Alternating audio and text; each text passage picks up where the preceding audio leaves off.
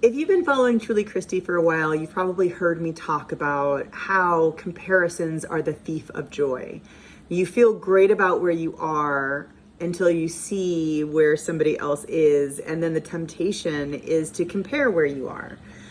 Well, this week I want to challenge you to go a step further in getting out of that box and actively celebrate other people and what they're achieving, and just take the focus off of yourself for a moment and spend this week seeing if you can genuinely feel happy for other people.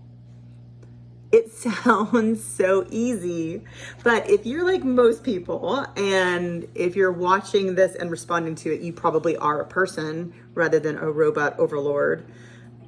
It is sometimes easier to wish people we don't know very well good things. And it can be a struggle sometimes to genuinely feel happy for people who are achieving things, who are in our inner circle, or people that we may not be fond of. That tends to spark feelings of envy, comparison, and that's normal. I think what's important to remember is that when we notice things about ourselves that we don't like, that's actually a good thing, because we're noticing them. If we notice them and we name them, then we can do something to kind of course correct around that. If we're completely oblivious, then we probably are not going to have an opportunity for ourselves to grow, for that soul growth. So an exercise to try this week is to sit just in a public space, a coffee shop, bus stop, park bench, whatever it is, where you can kind of observe people and just kind of silently people watch. And just as people walk by, no matter who they are, just wish them well, right? Just shower them with love, with affection, smile, and just do that, and just notice how that feels.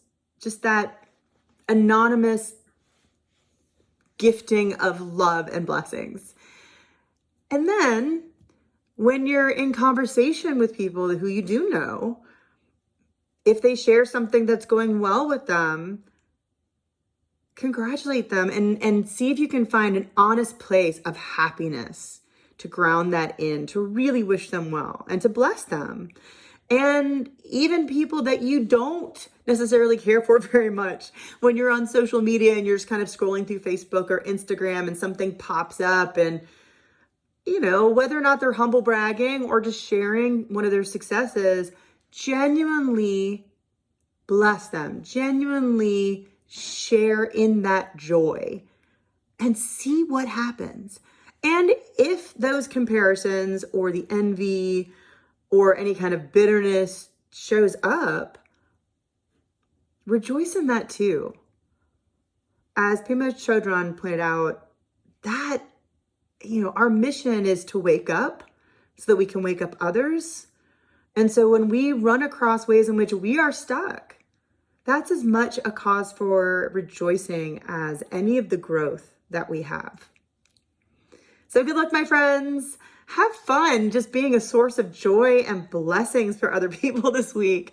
And bless you. Thank you so much for listening. I appreciate your attention and your interaction so much, more than you would ever know, because you are such special, unique people, and I adore you.